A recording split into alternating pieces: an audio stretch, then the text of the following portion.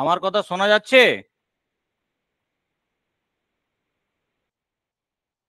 কেউ কোনো উত্তর দেয় না। আরে শুন, হ্যাঁ স্যার। হ্যাঁ লাস্ট কোথায় শেষ করেছিলাম সেটা মনে আছে?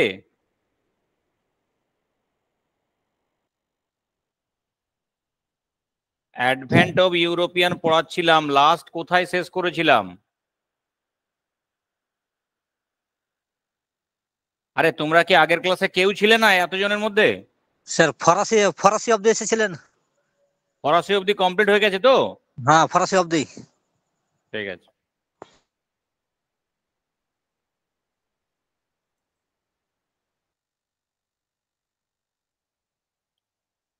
এবারে দেখো আমরা পড়ব আঞ্চলিক শক্তিগুলির উত্থান।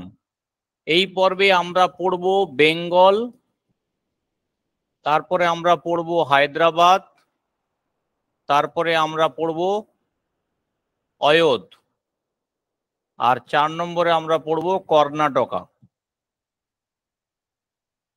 প্রথমে দেখব বেঙ্গল। আমরা জানি যে 1707 সালে যখন ঔরঙ্গজেবের মৃত্যু হয় তখন মুঘল সাম্রাজ্যের দুর্বলতার সুযোগ নিয়ে বেশ কিছু আঞ্চলিক শক্তির উত্থান ঘটে, তার মধ্যে অন্যতম ছিল বাংলা। বাংলাতে যিনি স্বাধীন শাসনের সূচনা করেন তার নাম আমরা সবাই জানি মুর্শিদ কুলি খাঁ। তবে এটা তার আসল নাম নয়, আসল নামে দুটো ব্যবহার করা হতে পারে, একটা হচ্ছে সুদর্শন মিশ্র, নয়তো মোহাম্মদ হাদি।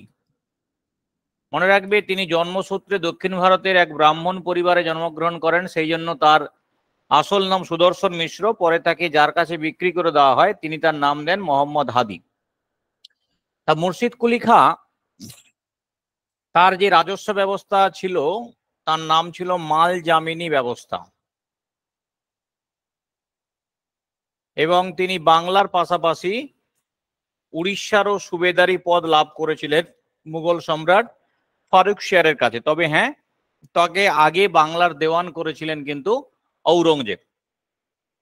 মুর্শিদ কুলি খাঁর পর পরবর্তী যিনি নবাব হন তার নাম হচ্ছে সুজাউদ্দিন খাঁ, সম্পর্কে তার জামাই।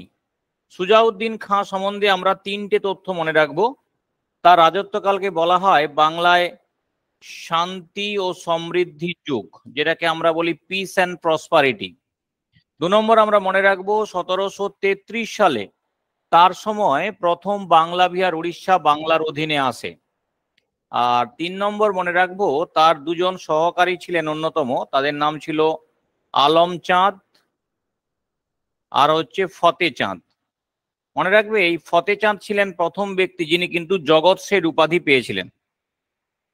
এরপর সিংহাসনে বসেন তার ছেলে সরফরাজ খাঁ, তবে তিনি ছিলেন অযোগ্য, তাকে সরিয়ে সিংহাসন লাভ করেন কে? আলীবর্দী খাঁ। তবে মনে রাখবে আলীবর্দী খাঁ এই নবাব পরিবারের কেউ ছিলেন না, তিনি সুজাউদ্দিন খাঁর একজন কর্মচারী ছিলেন। ঠিক আছে, মির্জা মোহাম্মদ আলী তার আসল নাম ছিল।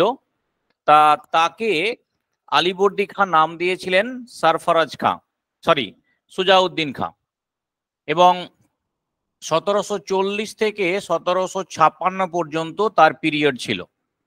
আর তার রাজত্বকালে উল্লেখযোগ্য ঘটনা হচ্ছে 1742 সালে বাংলাতে প্রথম মারাঠা বা বর্গী আক্রমণ ঘটে।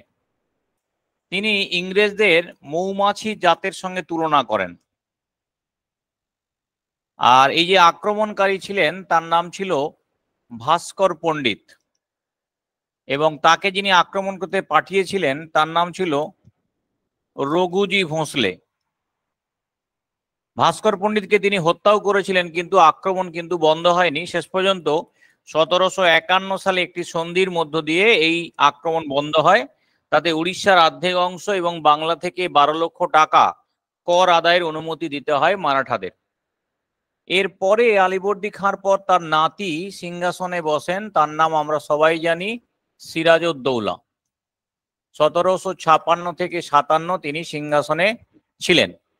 সিরাজউদ্দৌলা আমরা জানি তার মায়ের নাম ছিল আমিনা বেগম, বাবার নাম ছিল জয়ীমউদ্দিন আহমদ শাহ। সিরাজউদ্দৌলা সিংহাসনে বসার সঙ্গে সঙ্গে যেটা হয় যে তিনি ষড়যন্ত্রের সামিল হন। তার প্রথম ষড়যন্ত্রকারী ছিলেন ঘসেটি বেগম, তার বড় মাসি। কারণ তার ছেলেকে কেন সিংহাসনে বসানো হয়নি এই জন্য তিনি ষড়যন্ত্র করলে তিনি তার মাসিকে বন্দি করেন এবং তার সম্পত্তি বাজেয়াপ্ত করেন এবং তার যে প্রাসাদ সেটাকেও তিনি বাজেয়াপ্ত করেন। এরপর শওকত জং, তার অপর মাসির ছেলে, তিনি তখন বিহারের পূর্ণিয়ার নবাব ছিলেন। সেই শওকত জংকে তিনি মানিহারি বলে একটি যুদ্ধে পরাজিত এবং হত্যা করেন এবং এরপর তিনি মির্জাফরকে তার সেনাপতির পদ থেকে সরিয়ে দিয়ে তার জায়গায় মীর মদনকে বসান এবং মোহনলাল বলে তার আরেক সেনাপতি ছিলেন, তাকে তিনি তার প্রধানমন্ত্রী বা পেশকার পদে নিযুক্ত করেন। এখন ইংরেজদের সঙ্গে সিরাজের সম্পর্ক খারাপ হলো কেন? দুটো কারণ মনে রাখবে, একটা হচ্ছে দস্তক আর একটা হচ্ছে দুর্গ। ইংরেজরা সিরাজের অনুমতি ছাড়াই বা তার নির্দেশ অমান্য করেই কলকাতায় দুর্গ নির্মাণ করছিল আর দস্তকের অপব্যবহার করছিল।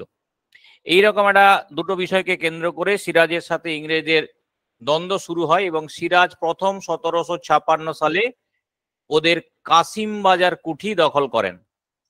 এরপর 1756 সালেই 20 জুন তিনি কলকাতা আক্রমণ করেন এবং কলকাতার নাম চেঞ্জ করে রাখেন কি আলীনগর। মনে রাখবে, কলকাতা আক্রমণের সময় সঙ্গে করে তিনি যে হাতিগুলো এনেছিলেন সেই হাতিগুলোর যেখানে রেখেছিলেন সেটারই বর্তমান নাম কিন্তু হাতিবাগান। ঠিক আছে। কলকাতা যখন আক্রমণ করেন তখন কলকাতা দুর্গের দায়িত্বে ছিলেন কে? ড্রেক সাহেব। তার ড্রেক সাহেব তিনি কিন্তু উইলিয়াম ড্রেক বা রজার ড্রেক যাই বলি না কেন, তিনি তখন কলকাতায় থাকেননি, কারণ তার কাছে সেনা কম ছিল বলে তিনি বর্তমান দক্ষিণ 24 পরগনার ফলতায় পালিয়ে গিয়ে সেখানে আশ্রয় নেন।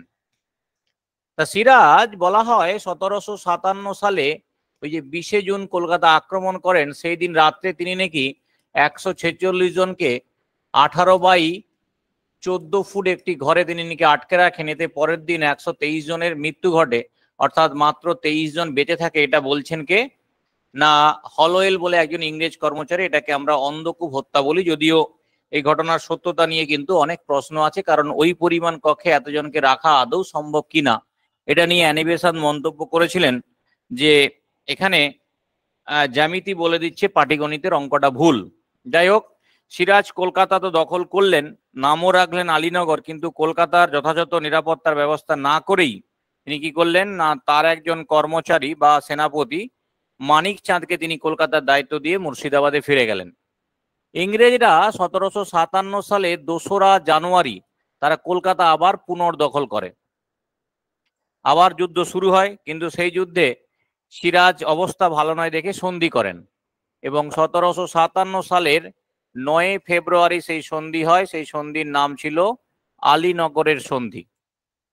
সেই সন্ধি অনুযায়ী ইতিমধ্যে সিরাজ যে যে বিষয়গুলো নিয়ে ইংরেজদের সঙ্গে তার দ্বন্দ্ব ছিল সেগুলো তিনি মেনে নিতে বাধ্য হন, যদিও ইংরেজরা এতে সন্তুষ্ট ছিল না। ইংরেজদের প্রধান লক্ষ্য ছিল সিরাজকে সরানো। ফলে সিরাজ বিরোধী যে ষড়যন্ত্র তৈরি হয়েছিল সেই মির্জাফর, রাজবল্লভ, রায়দুর্লভ, জগৎ শেঠ ইত্যাদির মধ্য দিয়ে সেই ষড়যন্ত্রে ইংরেজরা সামিল হয় এবং তারই ফলশ্রুতি 1757 সালের 23 জুন আমরা জানি কি হয়, পলাশির যুদ্ধ। পলাশি কিন্তু বর্তমানে নদিয়া জেলায়, ওটা কিন্তু কখনোই মুর্শিদাবাদ মনে করবে না। তা সেই যুদ্ধে সিরাজের পরাজয় ঘটে, মূলত মির্জাফরের বিশ্বাসঘাতকতায়। তিনি প্রধান সেনাপতি ছিলেন এবং বলতে পারো যে সিরাজ যুদ্ধক্ষেত্র থেকে পালিয়ে যেতে সমর্থ হন, কিন্তু তিনি যখন নৌকায় করে যাচ্ছিলেন ছদ্মবেশ নিয়ে, তিনি বলা হয় যে পায়ের জুতোটা খুলতে ভুলে যান, যে জুতো সবাই চিনত। ফলে ওই নৌকারই এক আরোহী, তার নাম দানা ফকির শাহ, তিনি তাকে চিনে ফেলেন এবং বলা হয় তাকে বন্দি করা হয় এবং 1757 সালের 2রা জুলাই তাকে কারাগারে হত্যা করা হয়। তার সমাধি আছে মুর্শিদাবাদের খোসবাগে। সিরাজের মৃত্যুর পর পূর্ব পরিকল্পনা বা ষড়যন্ত্র অনুযায়ী সিংহাসনে বসেন কে? মির্জাফর। মির্জাফরের পিরিয়ড ছিল 57 থেকে 60। মির্জাফর 24 পরগনার জমিদারি সত্ত্ব ইংরেজদের প্রদান করেন, কিন্তু মির্জাফর ভেবেছিলেন যে তিনি ইংরেজদের চাহিদা মতো সবকিছু মিটিয়ে দিয়ে তিনি ক্ষমতা ভোগ করবেন, কিন্তু ইংরেজরা তাকে একটা টাকার থলি হিসাবে ব্যবহার করতে চেয়েছিল। ফলে মির্জাফর গোপনে ডাচদের সঙ্গে সামিল হন, কিন্তু 1759 সালে বিদারা যুদ্ধে ডাচরা হেরে গেলে তার সেই পরিকল্পনা ব্যর্থ হয়। 1760 থেকে 63 পর্যন্ত পরবর্তী যিনি নবাব ছিলেন তার নাম মীর কাসিম, সম্পর্কে মীর জাফরের জামাই। তিনি কিন্তু 3টে জায়গার জমিদারি সত্ত্ব ইংরেজদের দেন, একটা চট্টগ্রাম, একটা হচ্ছে মেদিনীপুর, আর একটা হচ্ছে বর্ধমান, এবং চুক্তি অনুযায়ী টাকা পয়সা যা দেওয়ার দেন। মীর কাসিমকে আমরা বলি বাংলার শেষ স্বাধীন নবাব, বলবো না স্বাধীন চেতা নবাব, শেষ স্বাধীন নবাব বলতে গেলে কিন্তু সিরাজউদ্দৌলার নামই বলতে হবে। তাহলে বাংলার প্রথম স্বাধীন নবাব মুর্শিদ কুলি খাঁ, শেষ স্বাধীন নবাব কিন্তু সিরাজউদ্দৌলা। তা মীর কাসিমেরও লক্ষ্য ছিল যে ইংরেজের সঙ্গে যা যা চুক্তি হয়েছে সেগুলো মিটিয়ে দিয়ে তিনি স্বাধীনভাবে রাজত্ব করবেন। এই জন্য তিনি 1762 সালে মুর্শিদাবাদ থেকে রাজধানীটাকে মুঙ্গেরে নিয়ে যান। সেখানে তিনি অস্ত্র তৈরির কারখানা তৈরি করেন। ইউরোপীয় সৈন্য বা সেনাপতিদের তার বাহিনীতে নিয়োগ করে আধুনিক প্রশিক্ষণেরও ব্যবস্থা করেন। বলতে পারো তার এই যে পদক্ষেপ, এগুলো ইংরেজরা নজরে রাখছিল। কিন্তু 1763 সালে তিনি এমন একটি পদক্ষেপ নিলেন যে ইংরেজদের সঙ্গে তার বিরোধ অনিবার্য হয়ে উঠলো। সেটা কি না, দস্তক। দস্তকের অপব্যবহার বন্ধ করতে ব্যর্থ হয়ে তিনি ঘোষণা করলেন আগামী 2 বছরের জন্য কাউকে কোনো ট্যাক্স দিতে হবে না। ইংরেজরা তো এমনি ট্যাক্স দিত না, ফলে তার লক্ষ্য ছিল দেশীয় বণিকদের বাঁচানো, এবং দেশীয় বণিকরা মনে রাখবে 40% ট্যাক্স দিত। যেখানে তিনি বলেছিলেন যে কোম্পানির তারা যে অবৈধ ব্যবসা করছে দস্তকের অপব্যবহার, সেটা তারা যদি 9% দেয় তাহলে সেটাকে বৈধ করে দেওয়া হবে, তারা দিতে রাজি ছিল না। ফলে এই 40% ট্যাক্স যখন দেশীয় বণিকদের কমে গেল, তখন তাদেরও প্রোডাক্টের ভ্যালু কিন্তু তারা কমাতে পারলো, ফলে একটা কম্পিটিশন শুরু হয়ে যাবে। এই কারণে উভয়ের মধ্যে যুদ্ধ শুরু হলো, এবং বলতে পারো পরপর 4টা যুদ্ধে, কাটোয়া, গিরিয়া, উদয়নালা এবং অজয়, পরপর 4টা যুদ্ধে কিন্তু পরাজিত হলেন মীর কাসিম। পরাজিত হয়ে তিনি কোথায় চলে গেলেন? অযোধ্যায়। এবং আমরা জানি অযোধ্যার নবাব সুজাউদ্দৌলা এবং মুঘল সম্রাট দ্বিতীয় শাহ আলমের সঙ্গে তার একটা টাই আপ হয়, এবং তারই ভিত্তিতে 1764 সালের 22শে অক্টোবর হয় বক্সারের যুদ্ধ। মনে রাখবে ভারতে ইংরেজ শাসনের সূচনা হয়েছিল পলাশির যুদ্ধের মধ্য দিয়ে, বাট এটা প্রতিষ্ঠিত হয়েছিল বক্সারের যুদ্ধের মধ্য দিয়ে। কিন্তু যদি প্রশ্ন থাকে বক্সারের যুদ্ধের সময় বাংলার নবাব কে ছিলেন, তাহলে কিন্তু অ্যান্সার মীর কাসিমই হবে, কারণ এই যুদ্ধে জয়লাভ করলে মীর কাসিমই নবাব থাকতেন। যাই হোক, এই যুদ্ধে মীর কাসিম পরাজিত হয়ে পালিয়ে যান। পরে 1777 সালে তার কিন্তু মৃত্যু হয়। এদিকে যখনই যুদ্ধ শুরু হয়েছিল মীর কাসিমের সাথে, তখনই কিন্তু 1763 থেকে 65 সেকেন্ড টার্মে বাংলা নবাব হন কিন্তু আবার মীর জাফর, এবং 65 সালে ফেব্রুয়ারি মাসে তার মৃত্যু হলে পরবর্তী নবাব হন তার ছেলে নজমউদ্দৌলা। এবং মনে রাখবে তার সময় 1765 সালে সেকেন্ড টাইম তোমার ক্লাইভ তিনি আবার ভারতে ফেরেন, এবং তিনি বাংলায় শুরু করেন দ্বৈত শাসন। এবং 1765 সালে তিনি দেওয়ানি লাভ করেন মুঘল সম্রাট দ্বিতীয় শাহ আলমের কাছ থেকে বাৎসরিক 26 লক্ষ টাকার বিনিময়ে। 1770 সালে বাংলা 1176 সালে হয় ভয়াবহ দুর্ভিক্ষ, এবং সেই দুর্ভিক্ষেতে বলা হয় বাংলার 1/3 লোকের কিন্তু মৃত্যু ঘটে। বঙ্কিমচন্দ্রের আনন্দমঠ উপন্যাসের একটা মর্মস্পর্শী বিবরণ কিন্তু দেওয়া রয়েছে। তাই এ সময় বাংলার নবাব ছিলেন নজমউদ্দৌলা এবং বাংলার গভর্নর ছিলেন কিন্তু কার্টিয়ার। এদিকে 1772 সালে বাংলায় গভর্নর জেনারেল হিসেবে কে আসেন? না, ওয়ারেন হেস্টিংস। গভর্নর জেনারেল নয়, প্রথমে গভর্নর, পরের দিনই গভর্নর জেনারেল হন। তিনি কিন্তু 72 সালে কি করেন না, দ্বৈত শাসন তুলে দেন, এবং 1773 সালে তিনি কিন্তু দস্তকও তুলে দেন। মনে রাখবে বাংলার শেষ নবাব যিনি ছিলেন তার নাম মুবারকউদ্দৌলা। তাহলে বাংলার প্রথম স্বাধীন নবাব মুর্শিদ কুলি খাঁ, বাংলার শেষ স্বাধীন নবাব সিরাজউদ্দৌলা, আর বাংলার শেষ নবাব তিনি হচ্ছে মুবারকউদ্দৌলা।